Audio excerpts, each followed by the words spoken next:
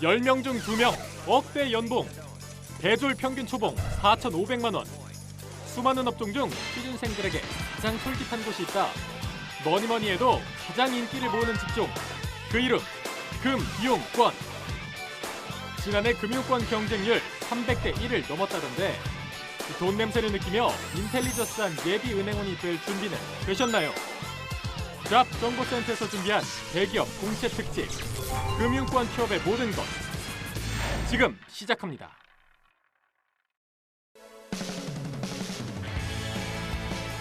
안녕하세요. 성공 취업의 시작 잡정보센터의 김승재입니다. 안녕하세요. 이은정입니다. 네, 대기업 공채 특집이죠. 여름날의 기적 이제 8주차 저희가 이제 월화 진행했고 이제 딱 이틀 남았습니다. 그 네. 기나긴 시간이 언제 갈까 싶었는데 이제 막바지로 치닫고 있는데요. 이번 주는 저희가 마지막 주차 금융권 특집으로 진행을 해드리고 있습니다.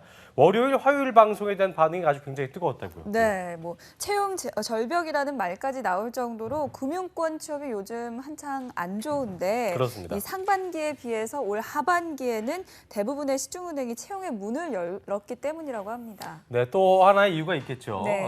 이분의 출연 때문이었다고 합니다. 금융권 취업에 대해서 대한민국에서 그야말로 최고의 분이시죠. 네. 커리어 칼리지의 뱅쌤 류수환 강사님 오늘도 자리했습니다. 어서 오십시오. 어서 오십시오. 안녕하십니까. 네. 네, 오늘이 두 번째 출연이신데 네. 반응은 어땠습니까? 네, 학생들한테 물어보니까요. 네. 우리 이윤정 아나운서 예쁘다고. 아유. 또 선생님 얘기 안 하시던가요? 제 얘기도 합니다. 아, 그래요? 네, 제가 네. 이 평소에 얼굴이 좀 커서 자세가 잘 안 나오는데 예. 모니터 안에서 두 번째로 제가 얼굴이 크게 나온다고. 그랬군요. 제 얘기는 없더군요. 예, 그 없었습니다. 제가 첫 번째였군요. 솔직하시네요. 알겠습니다. 예.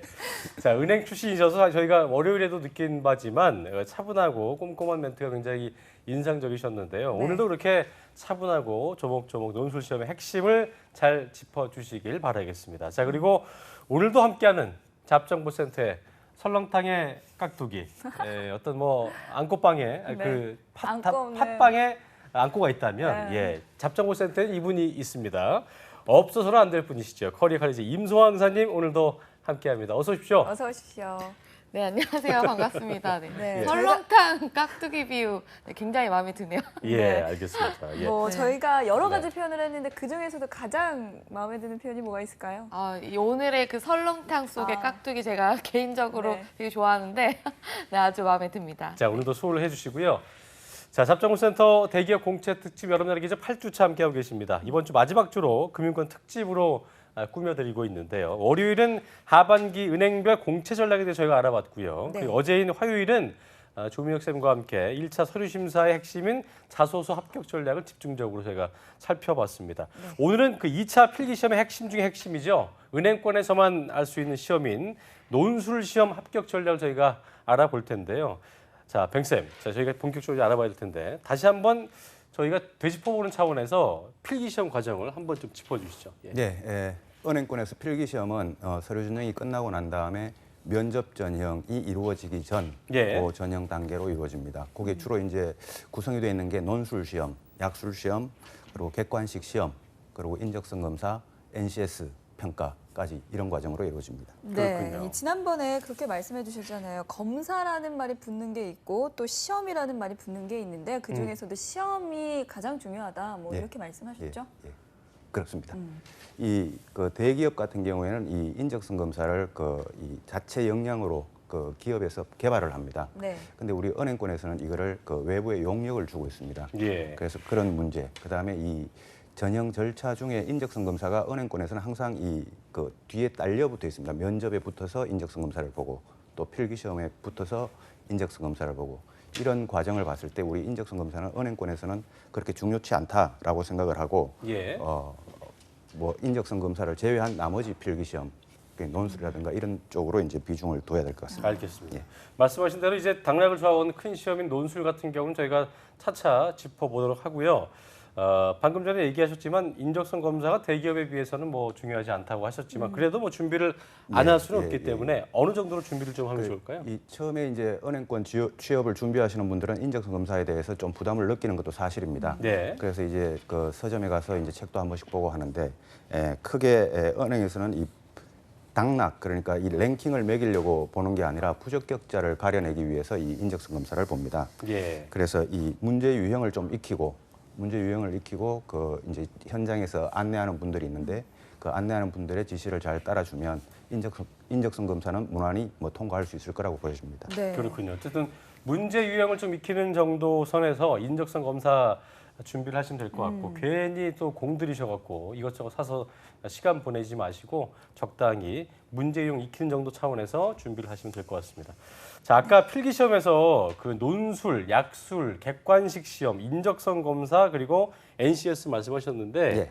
객관식 시험은 어떤 겁니까? 예, 객관식 시험은 은행마다 조금씩 다른데 객관식 시험은 경제 상식, 금융 상식, 시사 상식, 한국사 이런 과정들을 가지고 필기 시험 그러니까 객관식으로 사지선다형으로 출제를 하고 있습니다. 그렇군요. 네, 그 문제 수준은 어느 정도인가요? 예, 어려운 수준은 아닌데 우리 그 상경계열 전공자들 그러니까 경제나 경영이나 이런 네. 쪽으로 전공한 분들은 뭐 크게 뭐 부담 없을 것 같고 이제 비전공자들이 문제인데 이런 분들은 평상시에 이제 경제신문이나 금융상식 또는 이 은행권 취업 준비하시는 분들이 이 금융 자격증을 조금씩 공부합니다.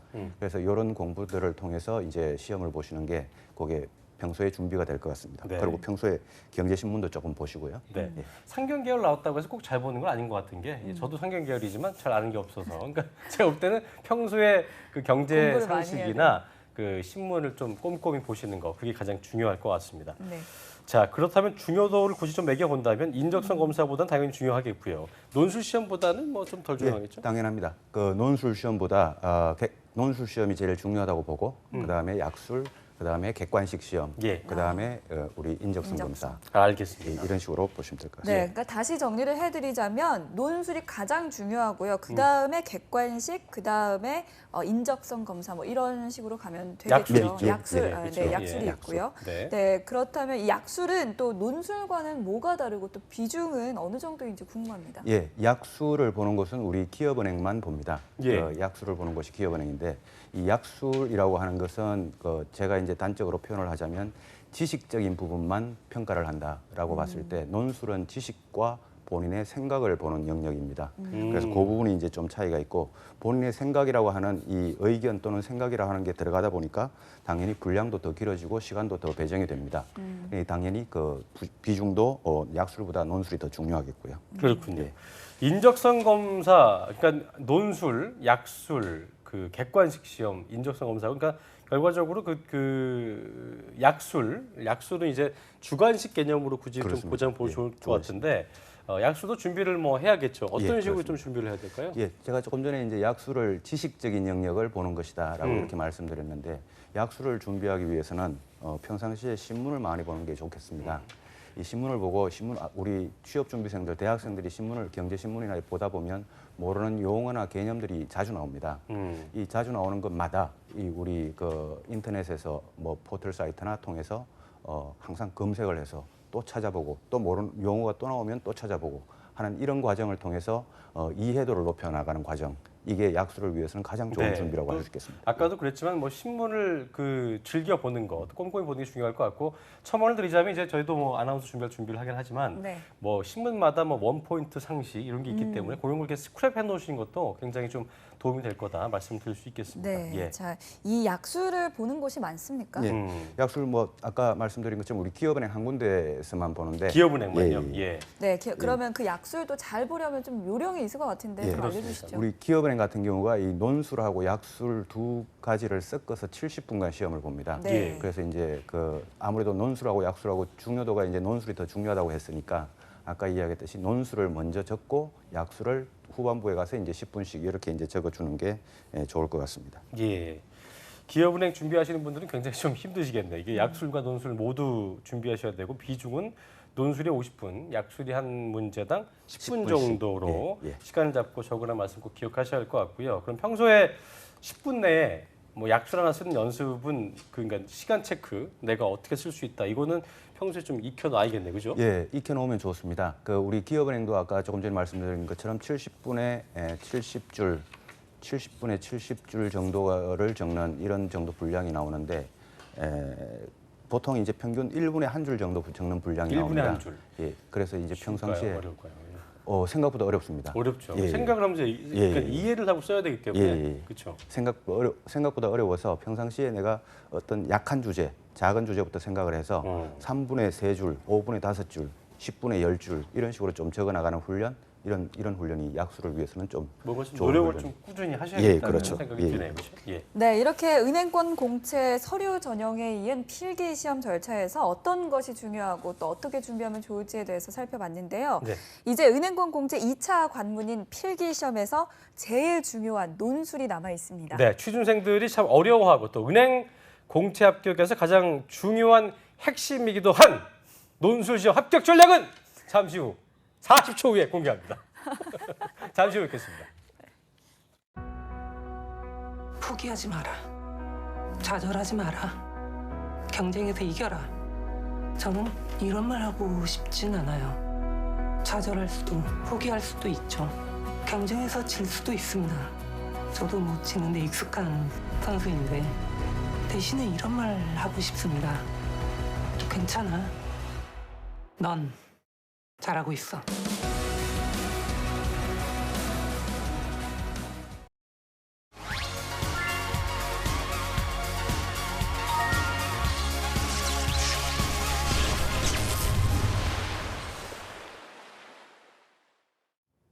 네, 잡정부센터 하반기 공채 특집 여름날의 기적 40초 후에 저희가 돌아왔습니다.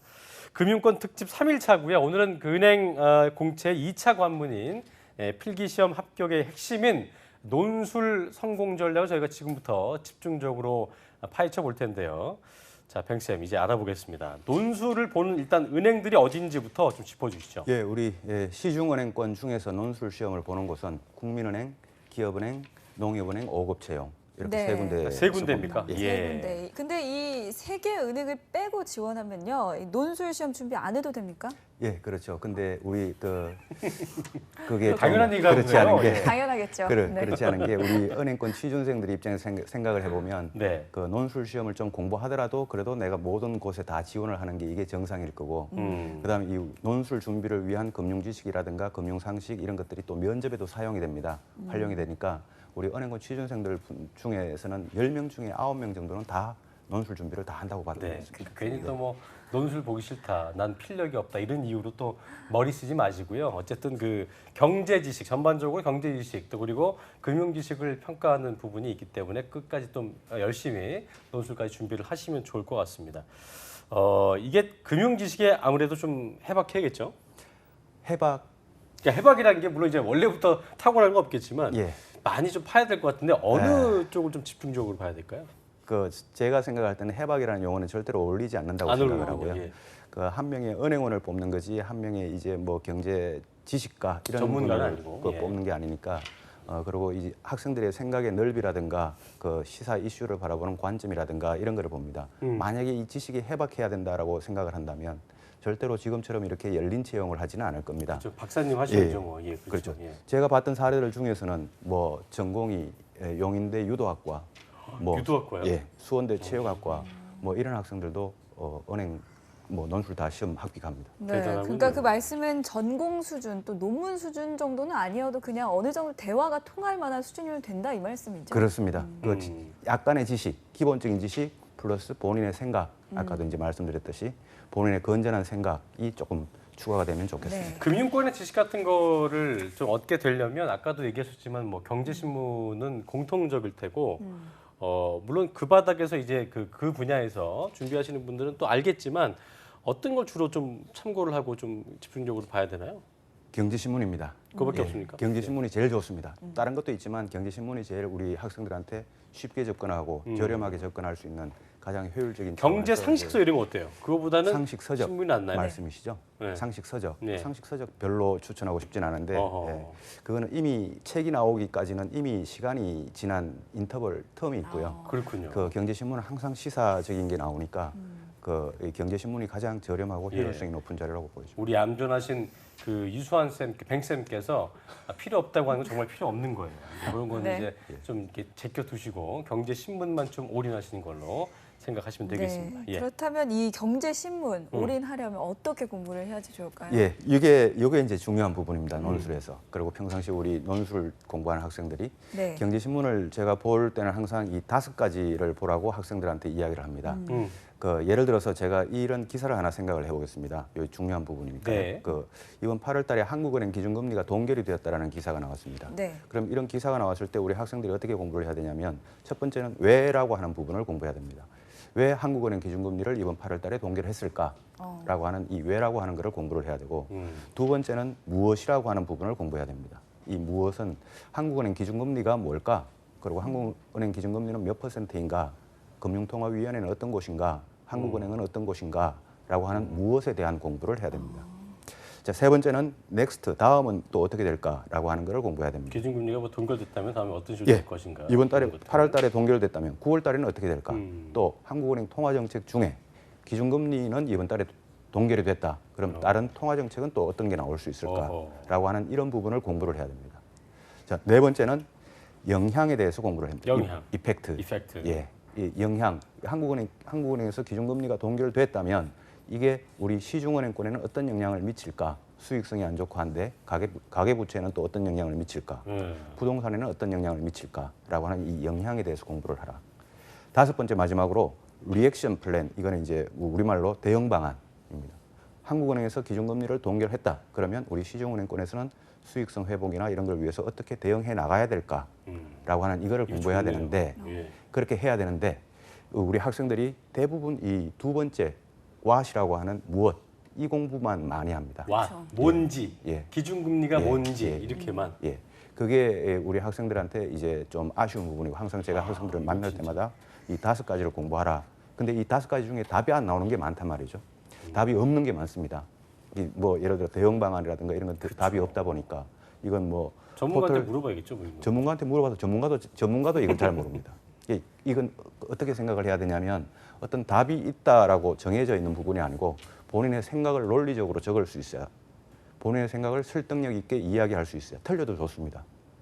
그게 중요하지 어떻게 답을 맞추려고 하는 이거보다는 본인의 생각을 틀리더라도 자꾸 출력해보고 말을 해보는 이건 논리를 갖추어가는 그게 중요하다고 보여집니다. 제가 이게 네. 저희도 뭐한 넉 달 가까이 이제 이 프로그램 진행했지만 네. 가끔 이제 뭐 게스트분들 얘기하는 것 중에 꿀팁이라고는 하지만 좀 이게 뭐 꿀팁이라고 하긴 좀 뭐한 좀 워낙 좀 뻔한 이런 것도 많았는데 지금 이거는 이 진짜 팁은 꿀팁이네요. 진짜 네. 꿀팁이네요. 예, 저희도- 이거는 정말 고맙습니다. 네. 꿀팁입니다. 정말로요. 예.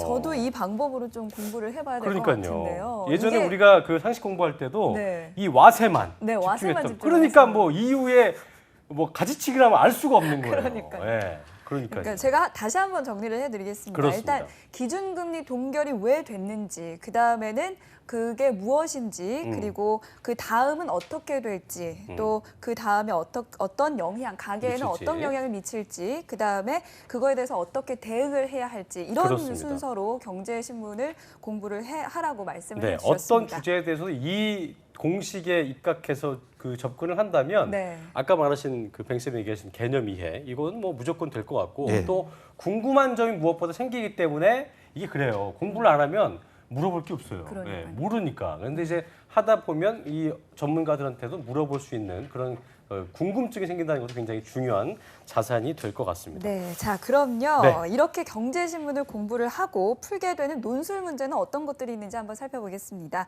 임성아 강사님 나와주시죠. 네, 지난 시간에는 저희가 자소서 항목들을 알아봤는데요. 같이 보셨던 바와 같이 굉장히 이게 소설도 아니고 에세이도 아닌 그런 좀 어떻게 보면 인문학적 소양을 많이 요구한다. 뭐 이렇게 좋은 말로 해석을 해볼 수가 있을 텐데 이 논술 시험은 완전히 다릅니다. 정말 실제로 금융 전문인을 뽑는 시험이구나라는 느낌이 아주 물씬 드실 텐데요. 그만큼 문항도 어렵고 문제도 어렵다는 이야기입니다. 이 KB국민은행부터 이제 실제로 논술을 보는 은행들의 실제 기출문제를 알아볼 건데요. 2015년 하반기 따끈따끈한 문제부터 먼저 보도록 하겠습니다. 먼저 KB국민은행인데요. 하반기 문제입니다. 일단 자료에서는 1%대 저금리 은행을 떠나라 라는 식으로 쓴 글이 나오고요. 그 다음에는 은행권의 순이자 마진 감소에 대한 그래프가 나옵니다. 그리고 마지막으로는 미국과 한국의 이자 부문 대 비이자 부문에서의 이 수익성을 비교하는 그래프가 나오는데 당연히 미국보다 한국이 떨어지는 그래프가 제시가 됐겠죠. 그러고 나서 이제 문제가 출제가 됐는데요. 어떤 문제가 나왔겠습니까? 당연히 이런 상황을 해결할 수 있는 대응 방안을 제시해라라고 했는데 실제로 은행에서 해결 못하는 일을 왜 취준생들에게 해결하라는지. 네. 이 다음번에는 이제 2015 상반기 문제도 한번 보겠습니다. 네, 상당히 까다로운 문제가 출제가 됐는데요. 이 보시는 바와 같이 자료 제시에서는 디지털뱅크 은행의 종말을 고하다라는 책의 일부분이 이제 같이 출제가 됐습니다. 그래서 이 제시문의 일부를 읽고 생각을 자유롭게 기술하라라고 문제가 출제가 됐고요. 그래서 이 문제 다음에 이제 기획안을 작성하는 부분이 나왔는데 저금리, 인구 절벽 등의 상황에서 금융권이 취해야 할 경영 전략, 여기에 대한 기획안을 제시하라고 나와 있습니다.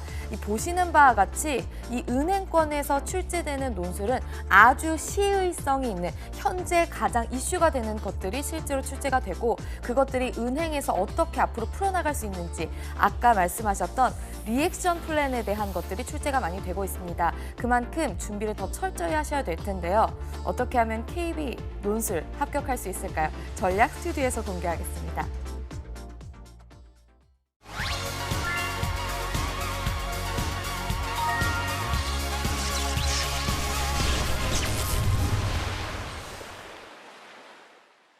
네, 저희가 KB국민은행의 논술 기출 문제를 봤는데 일단 저희 둘 같은 경우는 아유. KB국민은행 가는 게 어려운 걸로. 생각조차 못할 것 같아요. 엄두가 보니까 안 나네요. 이게 보니까 뱅쌤 보니까 그 시간도 시간이지만 굉장히 거시적인 상황도 그렇고 그렇습니다. 미시적인 상황까지 꿰고 있지 않으면 답을 할 수 없는 것 같은데요. 예, 좀 이따가 이제 그 우리 국민은행 논술 전략도 뭐 제가 말씀드리겠지만 네네. 그 전반적인 거시경제 상황에 대해서 계속 신문을 보고 예.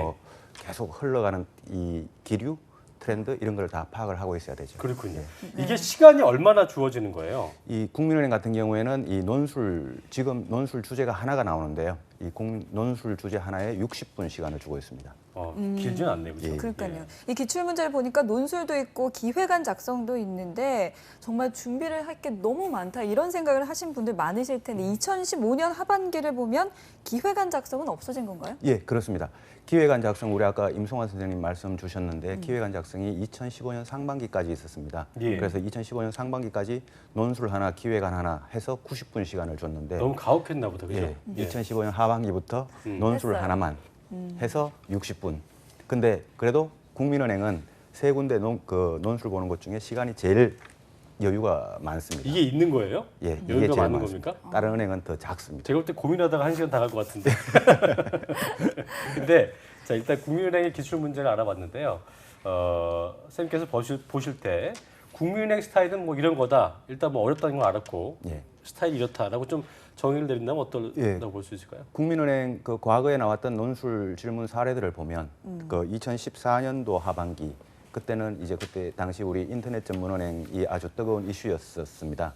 그래서 ICT 업종의 은행업 진출과 관련된 은행권의 대응 방안 이런 주제도 나왔고요. 그다음 뭐 2013년도에는 가계부채 문제 1,000조가 넘어가던 그때 당시에 가계부채 문제도 나왔고 또 1인 가구가 증가하는 솔로 이코노미 현상 이런 그 주제도 그 논술 주제로 나왔습니다. 네. 근데 이 주제들이 그 은행별로 금융 시사 또는 경제 관련 뭐 시사 관련된 이슈로 되게 중복되는 경우도 좀 많습니다. 그래서 그건 뭐 좀 이따가 우리 다시 이야기 한 번 더 나올 수 있을 것 같습니다. 알겠습니다. 네, 이 예금자 변화나 추이에 따라서 금융시장을 바라보는 문제들이 좀 많이 나온 것 그렇습니다. 같은데 그런 쪽으로 초점을 맞춰서 준비하면 되겠죠? 네, 국민은행 논술의 특징을 한번 그 짧게 보면 국민은행 논술 주제가 하나만 딱 나옵니다. 네. 이렇게 하나만 딱 나오기 때문에 그리고 시간을 60분을 주기 때문에 무조건 학생들이 아예 어려운 주제를 주면 적지를 못하는 경우가 생길 수 있습니다. 그러니까 논술 주제를 하나를 딱 주는 경우에는 무조건 일단 적을 수 있게끔 하고 적고 난 다음에 변별력을 평가를 해야 되니까 주제가 그렇게 어렵게 나오진 않습니다. 그러니까 시사적인 거 내용을 좀 알고 있으면 그래서 제가 지난 월요일에도 말씀드렸습니다마는 시사, 금융, 경제라는 이 핵심 키워드를 가지고 경제신문을 보면 충분히 주제를 트렌드를 따라잡을 수 있습니다. 네, 경제 전반에 영향을 미칠 수 있는 시사 이슈에 대해서 정확히 파악하고 있는 게 중요할 것 같습니다. 자, 그럼 이번에는요. 저희 국민은행 기출문제 알아봤고 IBK, I1Bank, 예, IBK 기업은행의 논술 기출문제를 송아 쌤이 준비했습니다. 함께 보시죠. 네, IBK 기업은행은 정말 은행명과 알 수 있듯이 굉장히 기업, 산업에 관한 문제들이 많이 출제가 됐습니다. 그래서 2015 하반기 논술 그리고 약술 문제를 준비를 해봤는데요. 먼저 논술부터 기출문제 보도록 하겠습니다. 네, 여기에 보시면은 2015 하반기 문제인데요. G2 리스크, 미국의 기준금리 인상, 중국 경제 침체가 동시 일어날 경우 어떻게 영향이 있을 것이며 은행권이 어떻게 대응해야 하는가를 물어봤는데 실제로 이게 두 가지가 동시에 일어났고 이것들을 이제 2015에는 미리 준비하는 그런 논술 문제가 준비가 됐습니다. 그 다음에 약술 문제를 볼 텐데요.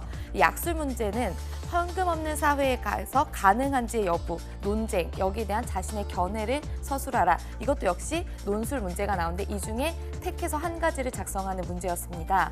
네, 그리고 다음 문제를 살펴보면요. 이것도 하반기 논술 문제인데 정보화 시대에서 데이터 시대로 변화하는 배경 그리고 여기에서의 은행권에서의 활용 방안 여기에 대해서 이제 세 가지 중에 택해서 한 가지의 논술을 작성하는 것이 나왔습니다. 그 다음에 이제 약술 문제를 한번 볼 텐데요. 약술 문제에서는 먼저 좀비 기업에 관한 이자 보상 비율의 개념 그리고 이자 보상 비율이 1 미만이라는 의미다. 이렇게 해서 이에 대해서 약술하라. 이게 문제가 나왔고요. 그다음에 제조업 인더스트리, 제조업 3.0 등 한국, 독일, 미국이 제조업 선진화를 추구하는 방향에 대해서 서술하라. 이것도 약술 문제로 출제가 됐습니다. 그 다음 문제를 계속해서 볼 텐데요. 역시나 폭스바겐 사태가 나왔습니다. 굉장히 핫한 이슈고 지금도 계속되고 있는데 폭스바겐 사태와 관련된 징벌적 손해배상 제도의 의미를 본인의 견해에 대해서 서술을 하도록 되어 있습니다. 그리고 계속 추가적으로 나오는 문제들도요. 금융회사들이 자산관리 업무를 VIP 고객을 넘어 대중적 부유층에게 확대하는 이 배경과 기대 효과는 어떻게 될 것이냐. 이런 금융권에서의 실제로 궁금해하는 것들에 대한 본인의 견해를 묻는 문제도 준비가 되어 있었습니다. 이렇게 해서 또 추가적으로 보시면요. 땡땡페이 등 이 지급결제 서비스의 확산 배경, 은행권의 기대 효과, 위기 요인 나왔고요. 그리고 마지막으로 핀테크, 오픈 플랫폼 개념과 기대 효과 이렇게 해서 실제로 당시에 어떤 페이먼트 체계라든지 그리고 또 핀테크 이런 것들이 실제로 약술을 해서 출제가 됐습니다. 어떻게 보면 예상 가능할 수도 있지만 이걸 어떻게 풀어야 될지는 더 어려운 문제일 텐데요. 스튜디오에서 그 해법을 마저 알아보도록 하겠습니다.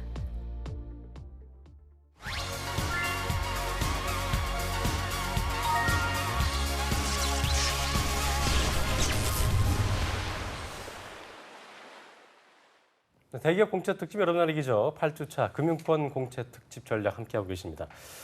IBK의 기출 문제를 알아봤는데요. 문항수도 좀 다르고 KB와 비교했을 때는 좀 문제 출제 경향 같은 게 조금 더 어떤 그 현재 이슈들, 뭐 기업 환경 등, 그러니까 그 KB와는 좀 달라 보이는 느낌이 조금 듭니다. 다른 특색이 있죠. 기업은행이 또 기업은행의 특색이 있으니까요. 제가 세 가지를 말씀드리면 첫 번째는 중소기업계의 어떤 정책이나 변화를 통한 이 산업계 변화 이런 게 이제 우리 기업은행에 가끔 출제가 되고 두 번째는 뭐 늘 국민은행에서 똑같은 거시경제 전체의 트렌드나 변화 이거에 대한 그 이해. 그다음 세 번째는 이 우리 기업은행이 추구해야 하는 서민금융이나 개인금융 쪽 이 분야에 대한 이 세 가지 카테고리, 세 분야 카테고리가 기업은행에서는 자주 출제된다 이렇게 볼 수 있겠습니다. 그렇군요. 네, 그렇다면 이 시간 배분은 어떻습니까? 총 기업은행에서는 70분 시간을 줍니다. 그중에 이제 논술을 50분, 약술을 10분, 10분씩 썼으면 좋겠다 이렇게 이제 제가 이야기를 합니다. 네, 약간 약술보다 논술이 더 비중이 높다고 하셨는데요. 약술이 10분 내에 작성을 한 2개면은 좀 충분할까요, 시간이? 시간이 아까 국민은행보다는 기업은행이 조금 더 빡셉니다. 그 우리 작성하는 시간이. 아까 그렇군요. 국민은행은 60분에 논술 하는데 그 기업은행은 70분 시간을 주고 논술 하나, 약술 2개까지 이제 작성을 해야 되다 보니까 그래서 그 국민은행보다 조금 더 빡세니까. 문제의 난도는 좀 비슷하겠죠? 난이도는 비슷한 수준입니다. 네, 그런데 만약에요. 논술은 제대로 다 작성을 했는데 약술 2개 중에 하나는 작성을 못했어요. 그러면 어떻게 되나요? 뭐 찍을 수도 없고 그냥 뭐 떨어- 날리겠네요. 시간이 없어서. 떨어지지 않을까요? 떨어지겠죠? 예, 떨어지는데 아무래도 이제 그 우리 왜 이렇게 뻔한 질문을 하고 그래요? 저렇게 자꾸만. 적었던 논술의 퀄리티, 적었던 논술의 퀄리티나 이런 걸 봐서 이제 떨어지겠지만 일단은 뭐 그렇게 합격 가능성이 높다고 보여지진 않습니다. 알겠습니다.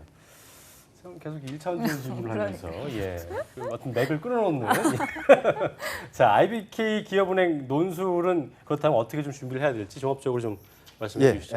제가 조금 전에 말씀드린 것처럼 첫 번째는 시간 조절이 국민은행보다 좀 빡셉니다. 그러니까 우리 취준생분들이 좀 빨리 적는 연습을 좀 했으면 좋겠고 빨리 적는 연습. 두 번째는 약술이 있습니다. 그 기업은행에서는. 그래서 약술을 위해서는 우리 경제신문을 통해서 매번 이렇게 찾아서 검색하고 공부하는 이런 훈련. 그다음 세 번째는 아까 처음에 말씀드렸다시피 중소기업이나 산업계 변화, 그다음 거시경제정책, 그다음에 우리 서민금융이나 개인금융 강화 방안 이쪽 방향으로 기업은행과 관련된 이슈가 나올 때는 좀 더 공부를 하라. 이런 식으로 말씀드리겠습니다. 네, 다시 한번 정리해드리자면은 스탑워치는 끼고 계셔야 되고, 그리고 경제신문도 끼고 계셔야 되고, 또 기업은행과 관련된 이슈가 나올 때는 조금 더 깊게 파고 들어가라. 이렇게 정리를 좀 해주셨습니다. 예. 네, 그럼 이제 마지막으로 농협은행이 남아 있는데요. 네. 과연 농협은행 논술 문제는 어떤 게 출제되는지 한번 알아보겠습니다. 임송아 강사님 나와주시죠.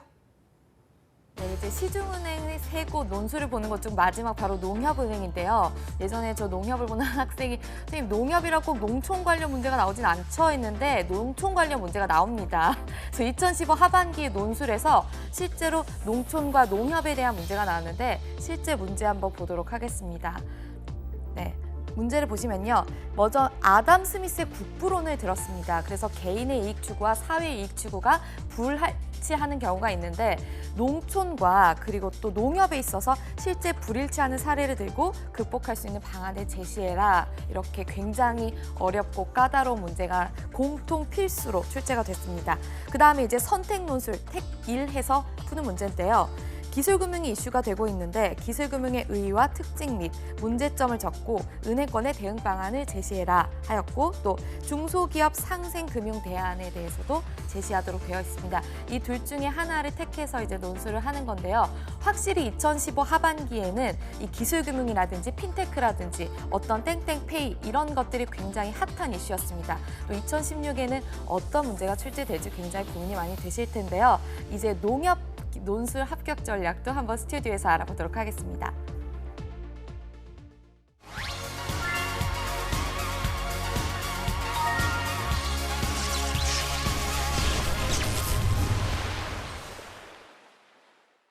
네, 마지막으로 농협의 기출 문제를 살펴봤는데요. 10인 10색이란 말이 있듯이 은행마다 정말 다 다른 것 같습니다. 특히 또 농협은 보니까 송아 쌤 말대로 공통 논술, 또 선택 논술의 문제 스타일이 또 다른데 제가 볼 때는 아까 그 농협과 농촌의 관계가 있나요? 아무래도 좀 농협에 포커스가 맞춰진 공통 논술이 중요해 보이는데 어떻습니까? 50분 시간을 주고 이제 그 두 개를 적다 보니까 그 이 농협은 5대 5로 그 논술 두 개를 이렇게 적었으면 좋겠는데 5대 5입니까? 예, 5대 5로 논술을 적었으면 좋겠는데 시간을 50분을 주니까 비중을 그 공통 논술이 아니고 그냥 그 이 같이 전반적으로 그냥, 25분씩 쪼개야겠네요. 그렇죠. 예, 25분에 그러니까요. 하나씩 이렇게 적는 게 가장 좀 그렇군요. 무난할 것 같습니다. 그렇군요. 네. 예. 자, 그렇다면 농협은 문제가 이런 스타일로 나온다 이렇게 생각하면 될까요? 예, 그 농협은 이제 특징이 세 군데 이제 금방 말씀드린 것처럼 이제 50분에 두 개의 논술을 적다 보니까 시간이 되게 빡셉니다. 그러니까요. 예, 기업은행보다 더 빡셉니다. 그래서 처음에 우리가 봤던 그 국민은행 같은 경우가 60분에 논술을 하는데 제일 느슨한 그 국민은행이 제일 느슨하고 농협은행이 제일 빡센 이런 상황입니다. 그 기본적으로 아까도 이제 그 농협이나 농촌에 있어서 불일치 사례를 들라고 했는데 그런 경우는 농협의 어떤 구조적인 거라든지 그렇죠. 어떤 농촌의 상황 이런 거를 알지 못하면은 아예 답을 할 수 없는 것 같아요. 예, 예를 들어서 그 이제 그런 주제가 딱 나왔다 그러면 어떤 생각이 드실지 모르겠지만 이제 그 예를 들어 김영란법이다라고 했을 때 지금 많이 이슈가 되고 있지 않습니까? 그렇죠. 농축산품 뭐 이런 것들이 이슈가 되는데 이런 것들이 떠오를 수 있어야 그런 논술을 이제 적을 수 있는데 그게 이제 학생들한테 쉽지가 않겠죠. 예, 알겠습니다. 자, 그렇다면 끝으로 농협은행은 어떤 식으로 준비하면 된다 한 말씀 해주시죠.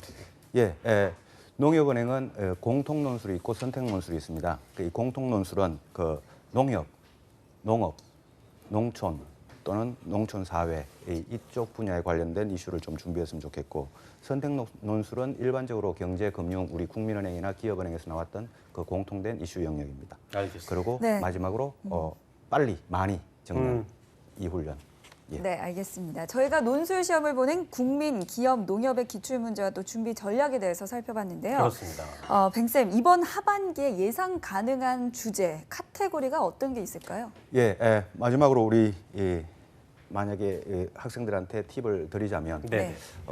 먼저 세계 경제에서는 우리 지난 6월 달에 브렉시트 이후로 그 보호무역주의라고 하는 그 요 컨셉, 요 카테고리가 많이 뜨고 있습니다. 네. 그래서 우리 그 미국의 대선을 통해서도 이 보호무역주의가 또 강화될 것 같고, 예. 그 보호무역주의와 환율 전쟁이라는 걸 좀 공부해 보기를 원하고, 네. 그 국내 경제에서는 아무래도 경기 침체, 내수 활성화 이쪽 부분이 지금 가장 그 핫한 이슈입니다.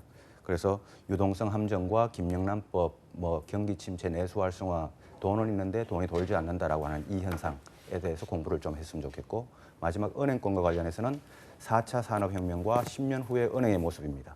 이 부분에 대해서 공부를 좀 했으면 좋겠습니다. 현상 이슈에 대해서 좀 자세히 짚어보라는 말씀을 끝으로 해주셨습니다. 지금까지 은행권 하반기 공채 필기시험에서 합격을 당락을 좌우하는 중요한 시험이죠. 논술에 대한 필승 전략을 자세히 짚어왔습니다. 도움 말씀 주신 커리어 칼리지의 류수환 강사님, 뱅쌤 고맙습니다. 오늘도.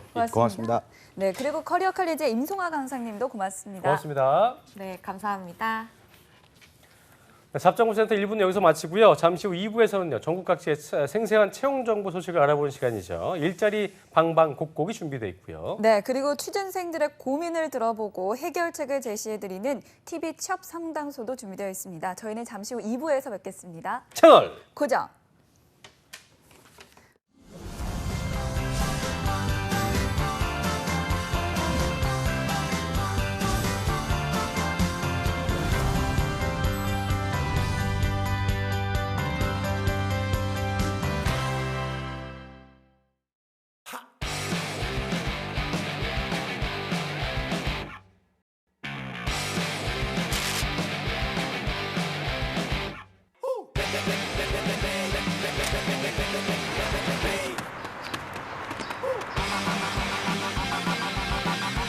(7,300개) 기업의 참여로 배우면서 일하는 능력 중심 일학습 병행제.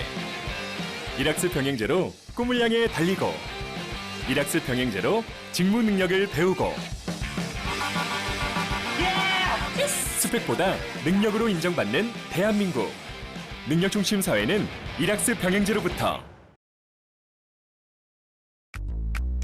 학점은 기본이고 토익까지 만점, 어학연수 공모전 자격증의 중점, 봉사활동 인턴십 스펙 쌓기 절정. 불합격하셨습니다. 근데 이게 뭐야, 취업은 다시 원점. No spec no spec, 그만도 똑같은 일을 swag go swag, 보여줘 너만의 능력. 스펙과 능력은 별개란 게 문제, 능력 중심으로 바뀌어야 돼 이제. NCS로 시작하는 일학습 병행제, 능력 있는 내가 바로 대한민국 인재. No spec no spec, 그만도 똑같은 일을 swag go swag, 보여줘 너만의 능력. No spec no spec, 그만도 똑같은 일을 swag go swag, 보여줘 너만의 능력. 스펙보다 능력으로 인정받는 대한민국. 능력 중심 사회는 NCS로부터.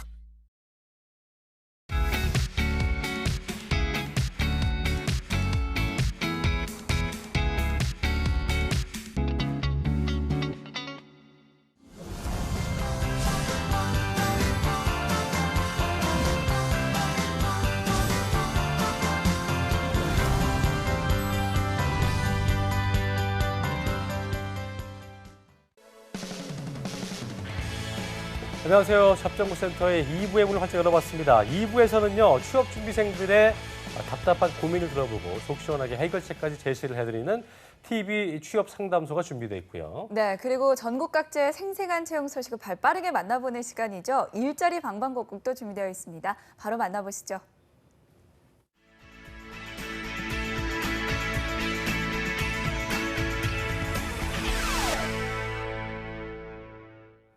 네, 일자리 방방곡곡 오늘은 전주 지역을 좀 가봐야겠습니다. 예. 네, 전주고용센터의 이주리 주무관님 전화 연결되어 있습니다. 주무관님 안녕하세요. 안녕하세요. 안녕하세요. 전주고용센터 이주리 주무관입니다. 네, 자 오늘 준비하신 전주 지역에 관심 가질 만한 채용 소식 어떤 게 있습니까?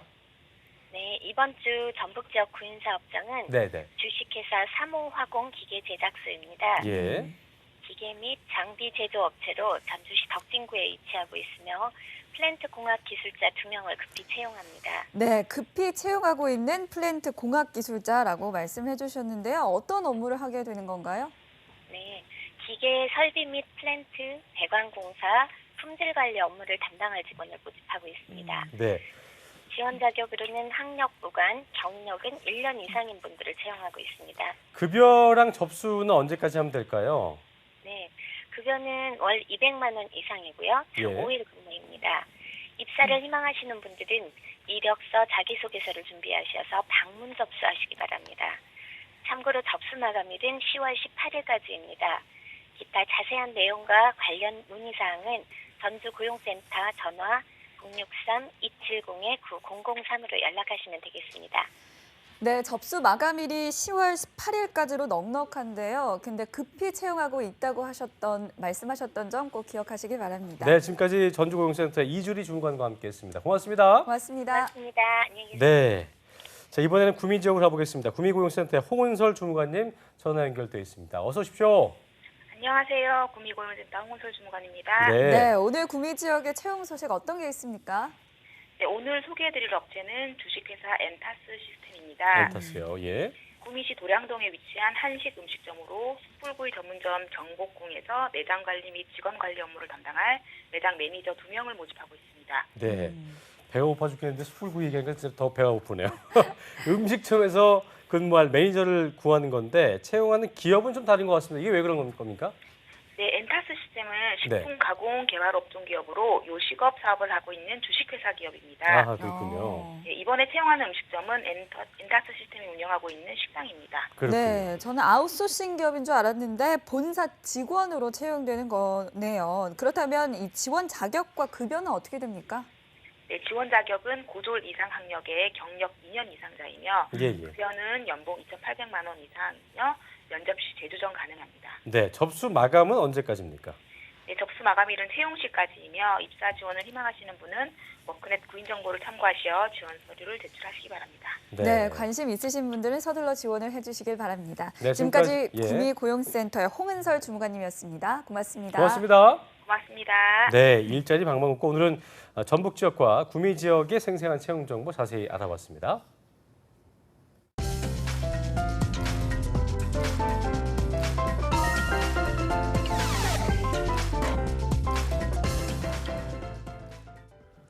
네, 이번 시간은 여러 가지 다양한 고민 때문에 밤잠 못 이루는 공부에 집중할 수 없는 우리 취업준비생들의 고민을 들어주고 해결책까지 제시해드리는 TV 취업 상담소 시간입니다. 네, 오늘은 또 어떤 사연이 왔는지 궁금해지는데요. 네. 이 시간 취업 보객이 선임 연구원이신 정진영 코치와 함께합니다. 어서 오십시오. 네, 안녕하세요. 네, 반갑습니다. 네.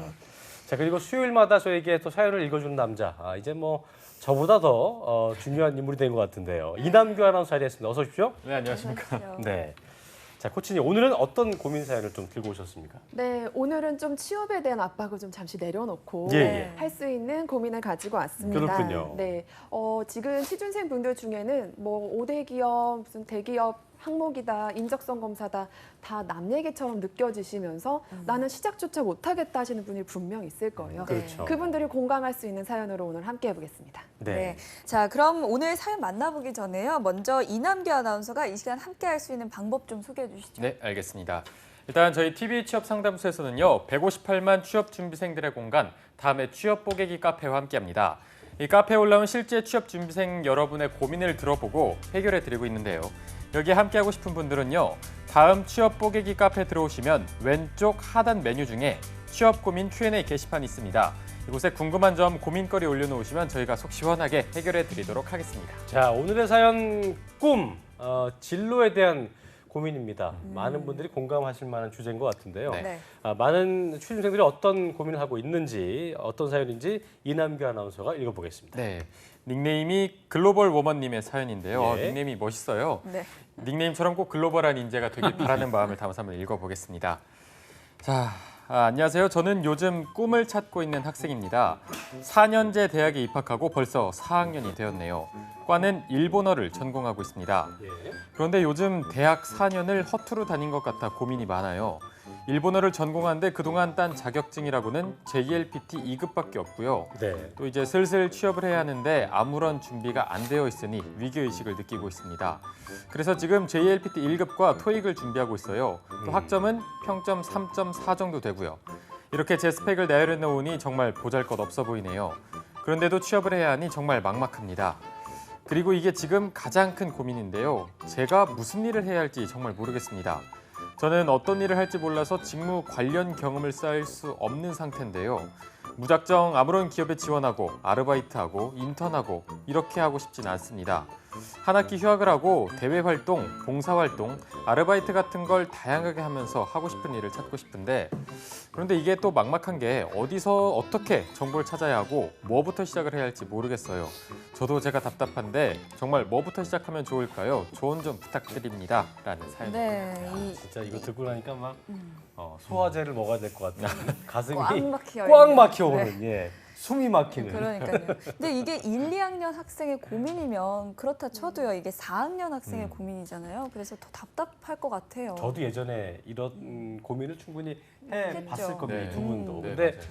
이런 이유로 휴학하는 분들이 많죠. 꽤.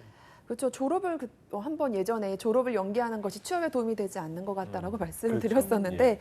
휴학도 마찬가지로 대학생의 절반은 어떤 이유로든 하고 있습니다. 예, 예. 뭐 휴학의 사유는 가장 큰 것이 남학생 병역 의무 이행이겠지만 예. 그 다음으로 많은 것이 취업과 자격시험 준비, 그 다음이 어학연수나 현장 경험을 쌓겠다는 거였습니다. 그래서 보통은 취업을 위해서 스펙을 쌓기 위해 4학년이라도 휴학을 하고 있는데 고민 사연 주신 분은 저는 더 대단하다고 생각을 해요.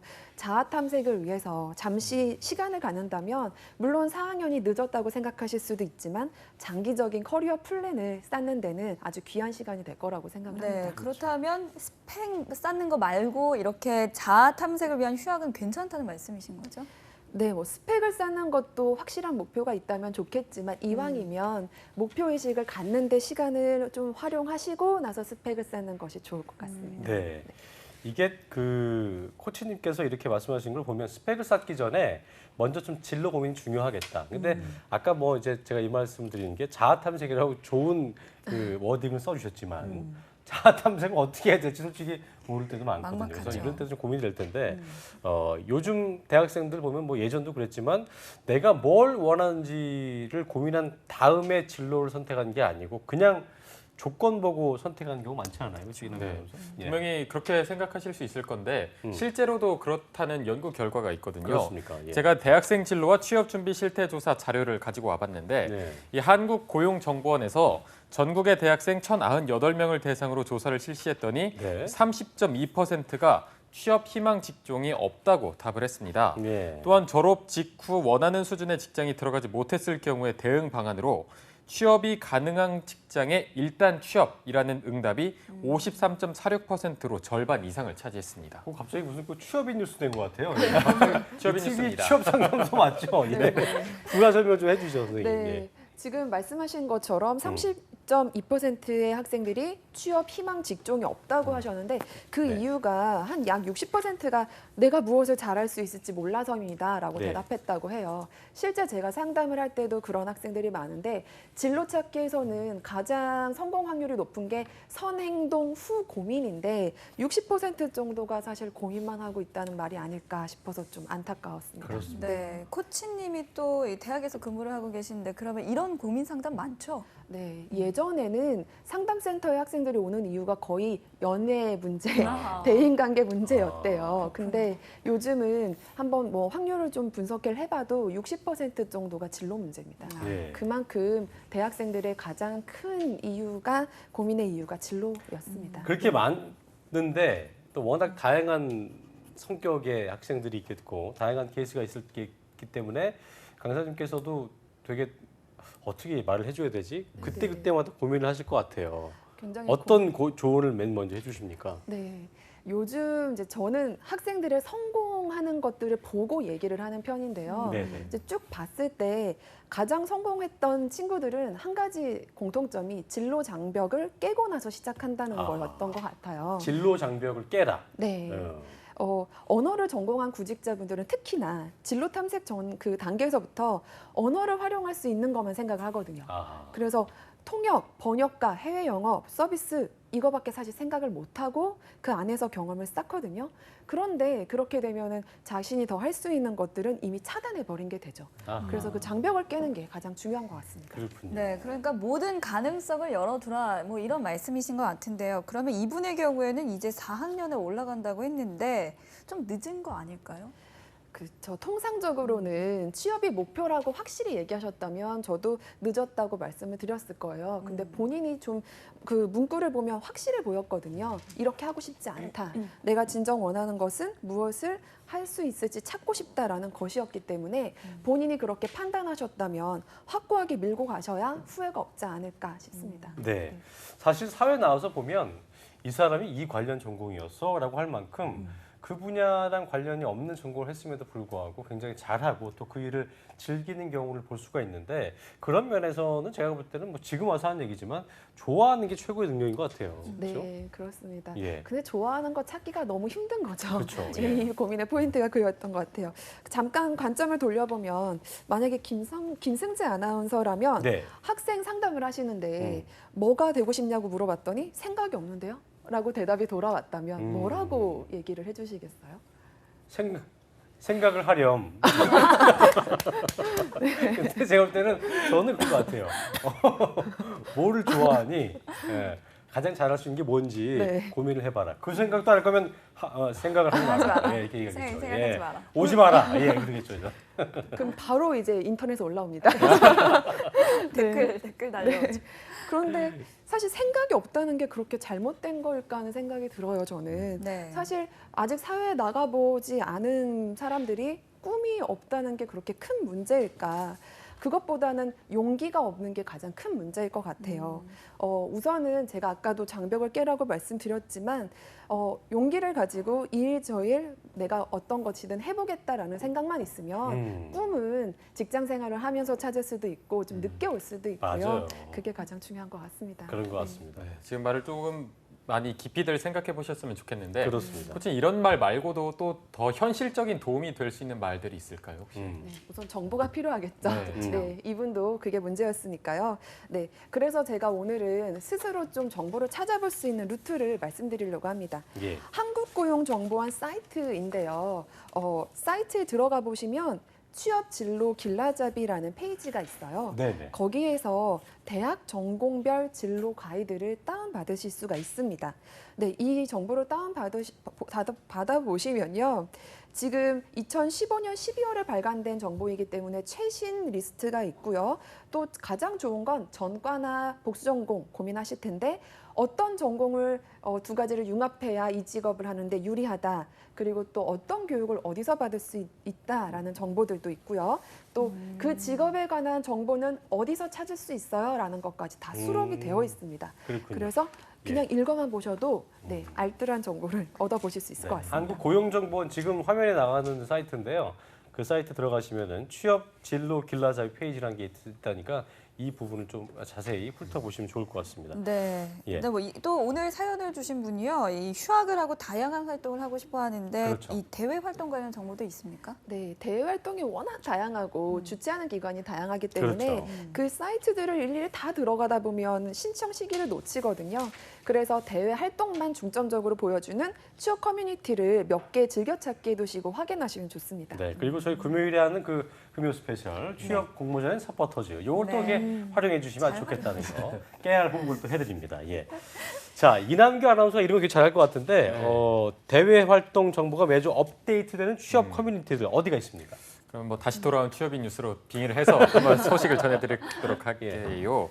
이 조사를 해보니까 이 채용 정보에 특화된 커뮤니티랑 대외 활동 정보에 특화된 커뮤니티 이렇게 두 가지로 나뉘는데 오늘의 주제는 일단 진로 찾기가 우선이니만큼 대외 활동 커뮤니티만 소개해드리도록 하겠습니다. 일단 공모전 등 체험 활동 위주로 정보를 얻기 희망하시는 분들은 아웃캠퍼스, 또 스펙업, 싱유 이 세 개의 커뮤니티를 즐겨찾기 해두시고 수시로 확인을 하시면 되겠습니다.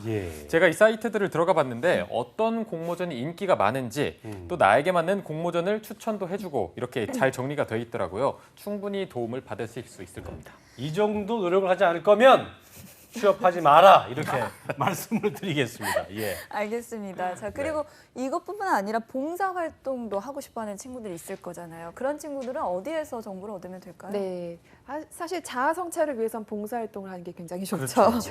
네, 봉사활동 정보를 가장 잘 얻을 수 있는 사이트는 1365 포털이라는 사이트가 있습니다. 네. 여기 들어가 보시고요. 두 번째로 뭐 한국대학사회봉사협의회 사회복지자원봉사 인증관리 사이트도 있고요. 청소년 자원봉사 사이트도 정말 많은 정보를 얻으실 수 있습니다. 이 중에서 혹시 국제기구에 관심 있으신 분들은 국제기구 사이트에 들어가 보셔서 확인해 보시는 것도 좋겠습니다. 네. 우리 취업준비생들 뭐 지금 사연 주신 분도 그렇고요. 무한 경쟁 시대에 스펙 쌓느라 나 뭐 해야 될지 꿈 고민하느라 정말 고생이 많으실 텐데요. 스펙도 좋지만 남 따라하지 마시고 내가 뭘 좋아하는지 뭘 잘할 수 있을지 고민을 하면서 진짜 나한테 어울리는 직업 또 그런 활동들을 찾아보시는 게 중요할 것 같습니다. 네, 예. 끝으로요. 지끈지끈 머리 아픈 고민들을 속 시원하게 해결해드리고 싶은 분들을 위해서 네. 어디로 사연을 보내면 되는지 이남기 아나운서가 전해주시죠. 네, 알겠습니다. 다시 한번 전해드리도록 하겠습니다. 예. 이 다음에 취업 뽀개기 카페 들어오셔서 질문을 올려주시면 되는데요. 이 취업 고민 Q&A 게시판을 이용하시면 됩니다. 취업과 관련해서 궁금한 점, 또 고민거리를 적어주시면 저희 TV 취업 상담소가 그 해답을 드리도록 하겠습니다. 네, 오늘 현실을 고민하는 취준생 여러분들을 위해서 아주 엘레강스하게 도움 말씀 주신 정진영 코치님 그리고 이남기 아나운서 고맙습니다. 고맙습니다. 네. 잡정보센터 재밌게 보셨죠? 오늘도 준비한 소식은 마무리가 됐습니다. 하반기 대기업 공채 대비를 위해 마련한 대기업 공채 특집 여러분의 기적은 내일도 계속됩니다. 네, 내일은요. 하반기 은행공채 마지막 관문인 면접 전형에 대해서 살펴볼 겁니다. 내일 네. 방송도 많이 기대 부탁드립니다. 저희는 내일도 웃는 얼굴로 인사드리겠습니다. 여러분 고맙습니다. 고맙습니다.